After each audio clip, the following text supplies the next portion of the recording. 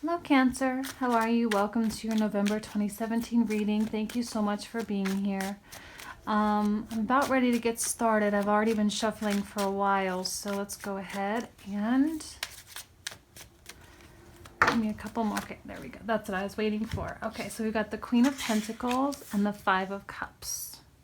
Interesting. Queen of Pentacles representing you as being the first card that's come out. So Queen of Pentacles is a very grounded energy. She represents the sign of Capricorn. Okay, so we all have every sign in our chart, right? So Cancer, yes, your opposite is Capricorn. And it does kind of, especially for Cancer ascendants, it does represent your house of relationships and how you interact with other people. Now, Queen of Pentacles is very consistent, very steady, always pushing, always holding themselves up to higher standards. Not only you, but also those around you as well, which is not necessarily a bad thing. But coupled with this, excuse me, Five of Cups, I'm wondering if some of you haven't been going through some emotional extremes. Some of you haven't been experiencing a lot of loss. Okay, this is the Lord of loss in pleasure. Something has dwindled, something has faded, or some of you may be really having things drudging up from your far or distant past. It doesn't necessarily have to be a recent thing. For some of you, it could be, a recent breakup or something like that, but it can also be like way back to childhood things coming out, whether it's a sadness about a parent or a situation that that happened with, I don't know, first love or whatever. So however it is surfacing for you, I don't know why I'm seeing it being so far distant for you, but there's depth here. And because it is associated with Scorpio, if you can see that little Scorpio symbol in the corner, and also Mars, and Mars and Scorpio, Mars is a fellow ruler or the original ruler of Scorpio, right? And it's a powerful warrior-like energy mixed with emotions tells me that this is kind of a little bit off the charts. Scorpio is extreme, right? It's either black or white, 0 or 100, freezing or boiling, right? It's kind of one or the other. And so it's intense. And it can be clouding judgment, maybe, or it could be preventing progress that I feel that you kind of are really seeking or really wanting. Make sure you can see those. Okay. Or it could be acting as a blockage. Can you really invite love in? Sorry, guys. Can you really invite love in at this moment or at this time? Some of you may be like, yes, I can, I'm ready, I'm willing, but it's difficult for someone else to fall in love with someone that's going through something like this. This is the type of thing we would call baggage. And if it's current and it's recent, it can carry over into new relationships. So it's very important for this to get resolved before progress is made. Ace of Wands. This has been making an appearance like crazy. Ace of Wands. New directions, new loves, new passions, new forces of inspiration, heightened levels of sexuality. Look, Scorpio, Mars. Look, it's very, very sexual. Some of you may be feeling a drive, right? A drive to get out there and to really make things happen. Now we have a Knight of Wands. So who's this? This is a card of Sagittarius, but it could be any fire sign, Leo, Sagittarius, or Aries. But this is someone who's a little bit slippery. Cancer, not usually the best match for you. a little immature sometimes. They can be super fun, really adventurous, very outgoing. They can be incredibly kind and service oriented. But when it comes to the emotional security that Cancer truly needs, okay, all the water signs, they need that feeling of safety. And Knight of Wands cannot usually provide the depth that a Cancer or a water sign demands. Their life is very much about adventure and fun, and let's talk about philosophy, let's talk about ideas, let's talk about politics and these like high-minded concepts. But when it comes to talking about how they feel, they can kind of be quite skittish. Now, this could be someone that could be a very exciting match for you, someone that you can have fun with, right? In spite of what's going on here. Now, this isn't necessarily someone that's going to really want to talk about that, but it could be someone that is going to help to heal you. Knight of Wands can be very healing at times. It can also be a friend. If you think of them as a friend as opposed to a romantic interest, I think the relationship has more more chance of success, and to not put any pressure on anything. Knight of Wands is fun. They're a fun person to be around. They're charismatic, energetic, magnetic. They draw people in. But see, here's the stability, right? 4 of Wands. Excuse me. 4 of Wands, stability, groundedness. The number 4 is the most mature of the numbered cards, right? There's not a lot of emotional stuff here. A lot of times I see this as being whether people are moving and settling into a home, right? Because the number 4 associated with the 4th house, which is you, natural ruler of the 4th house. Or it could just be, so sometimes it can be marriage, although in this particular deck, I don't always see it that way, but it could be. I see it more from the groundedness and the more foundational aspect.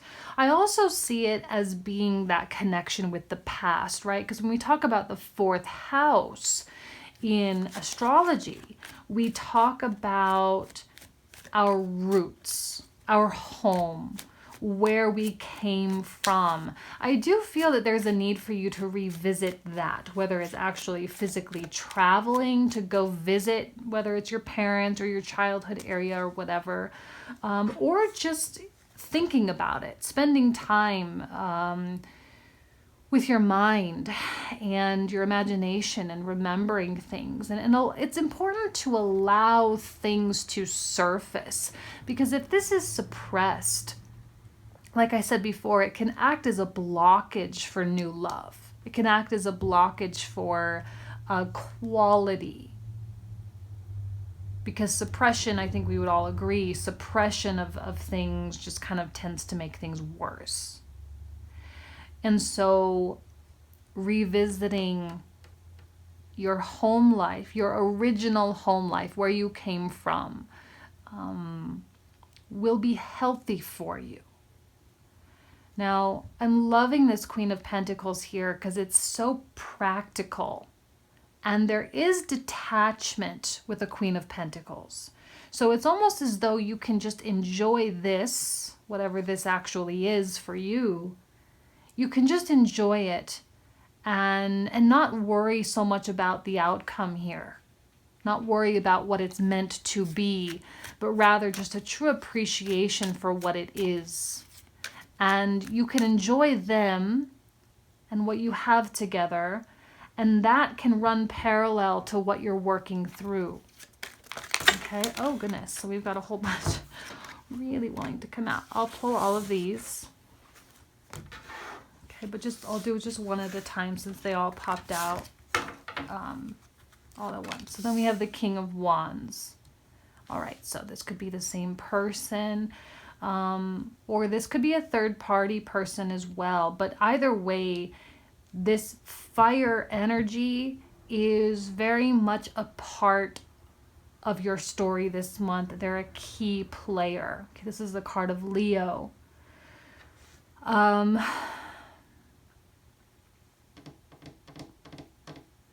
There seems to be a very much a mutual exchange happening here, because we've got, I know you can't really see these cards. I know they're so detailed and they're black and white, so, but it is what it is. I really like this deck. It speaks to me in a way that no other deck does.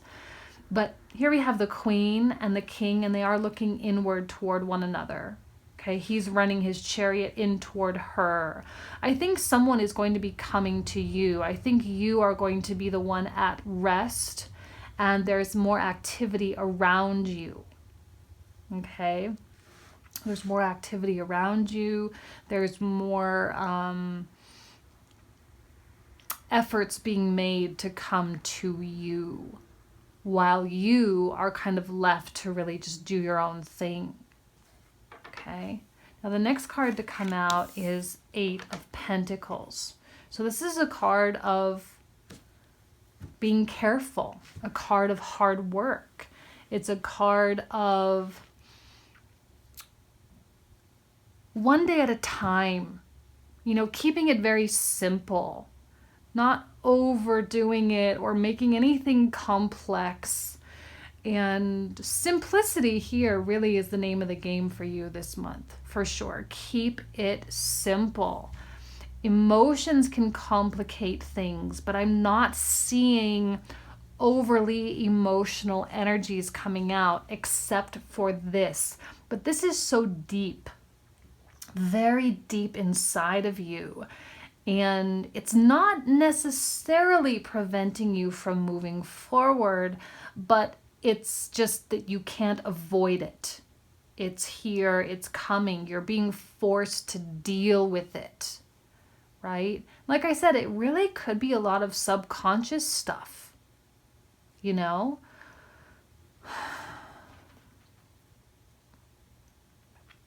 You know, in Western astrology, we have Saturn moving into Capricorn at the end of the year. Capricorn, like I said before, being your opposite sign.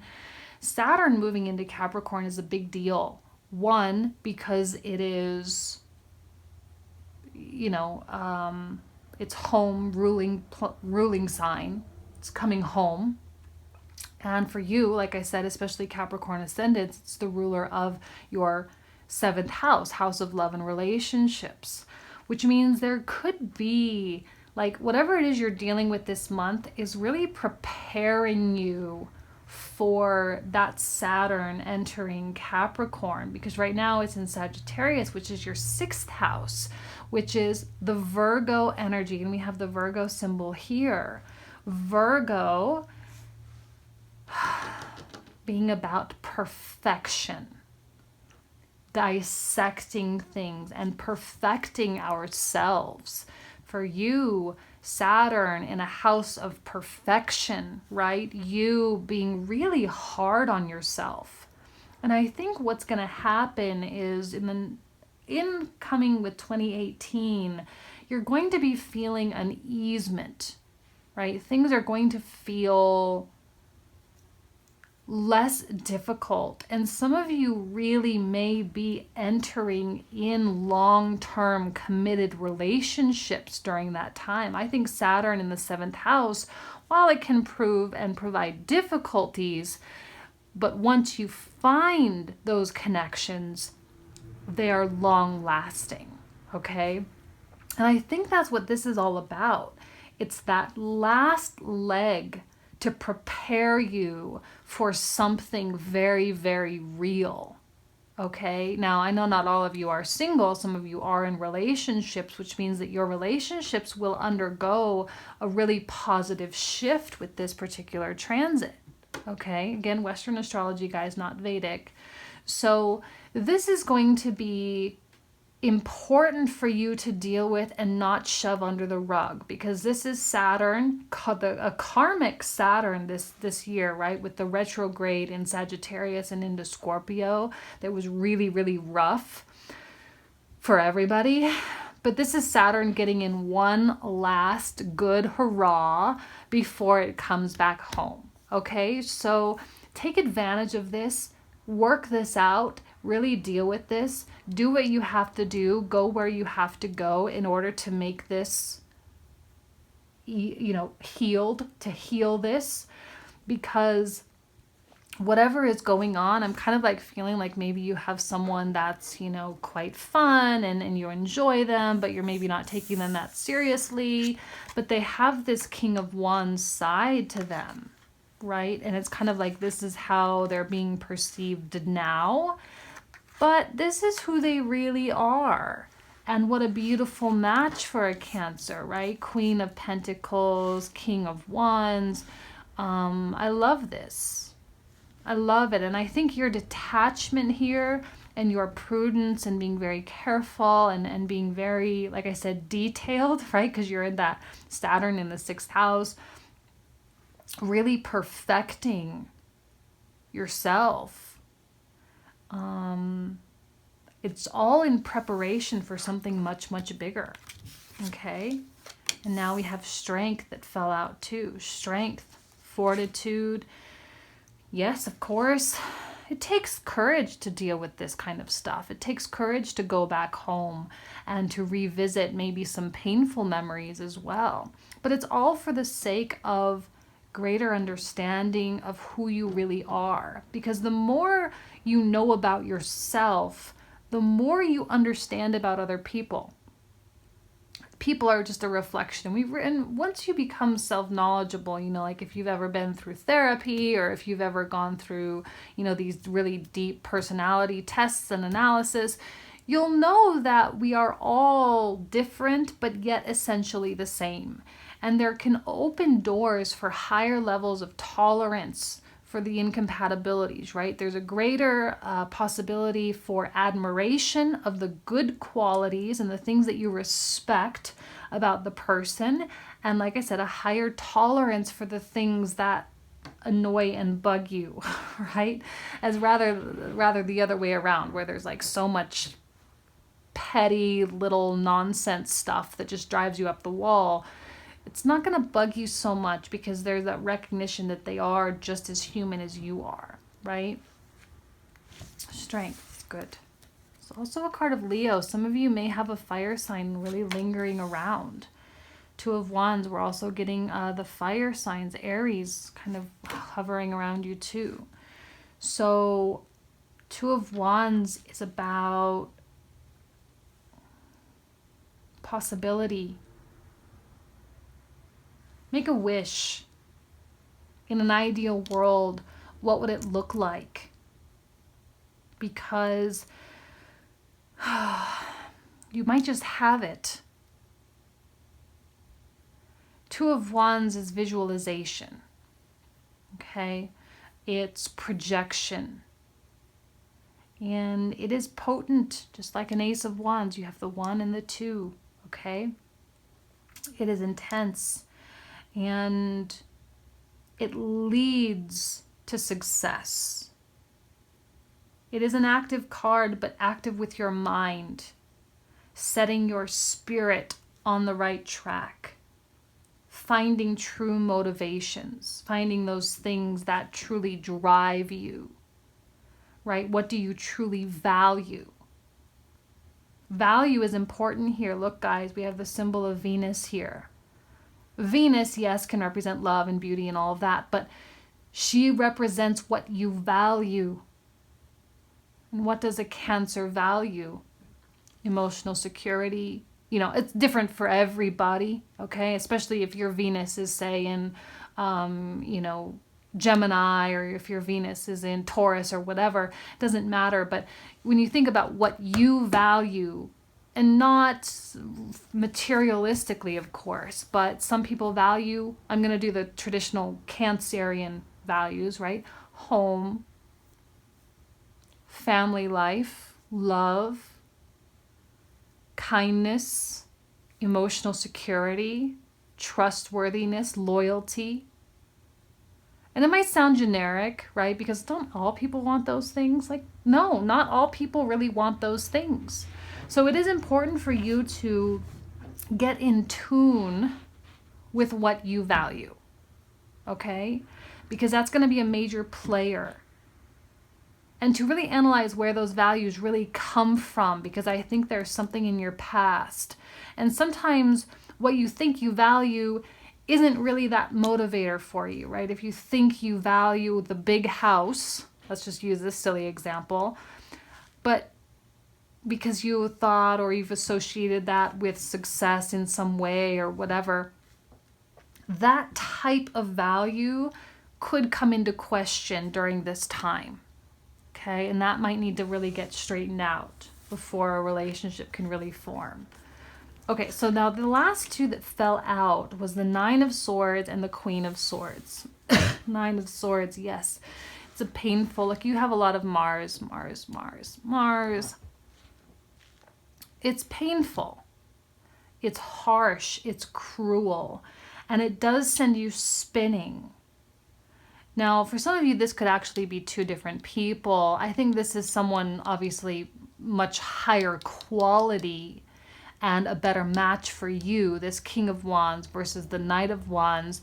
But if you're with the Knight of Wands right now, or you kind of have your eye out on this one, please, like I said before, do not get too attached to the outcome with this one. Please don't, because it's likely to change very, very quickly, and the change is going to be so much better. Okay, like I said, in an ideal world, what would it look like? Because it's very possible that, especially in your relationship realm, that it might actually take hold. Saturn in the 7th house can indicate high quality, loyal, loving relationships, right? And it's kind of that thing where you've maybe had a really difficult time with that in the past, and now's the time to reap the benefits of that. Now, it doesn't always play out that way, but I'm sensing that it will. But you need to get this stuff worked out first. If you don't, then Saturn in your 7th house can be really challenging. Okay, it can be difficult, a difficult transit for you. Nine of Swords, it's okay to feel this pain. It's okay to feel this, this is the Lord of Despair and cruelty. Sorry, my eyes wouldn't adjust. Despair and cruelty. Yeah, this is not easy, and they go hand in hand. Okay, now we have a Queen of Swords. I don't know if this is someone that you've been dealing with, or if it is just a version of yourself. In a way, I'm feeling like there's someone in your life, maybe this one, that needs to be cut out. They're the ones causing, one, a big distraction from this process that must be done. And two, they don't love you in the way that you genuinely need to be loved. They don't understand. And when you communicate those things to them, like, hey, I really need this, I really need that, they might even kind of laugh at you and be like, oh, well, then I'm not going to give that to you because that's not what I need. So just be careful. Three of Cups, Lord of Abundance. Three of Cups is about celebration and going out and appreciating the finer things in life. But because we have three people, there could be three people present here as well. Some of you may be dealing with someone that's cheating on you, or maybe you're cheating on someone. But look, at the end of the day, people aren't happy. Okay, and it's causing a Nine of Swords. What needs to happen is you need to tap into your Queen of Swords and really cut yourself loose, right? Cut yourself free, and to not, you don't need to continue to deal with that or to put up with that, especially if there's any kind of emotional abuse going on, or any kind of, physical or sexual abuse as well. You don't need to put up with that. You don't need to deal with that. And you are the one that's responsible for cutting yourself free. Okay? Okay, Cancer, I'm going to leave you with that. A really strong reading for you. I hope that it provided some value for you in some way. I wish you guys nothing but the best, and I'll see you in a few weeks with your December reading. Thanks.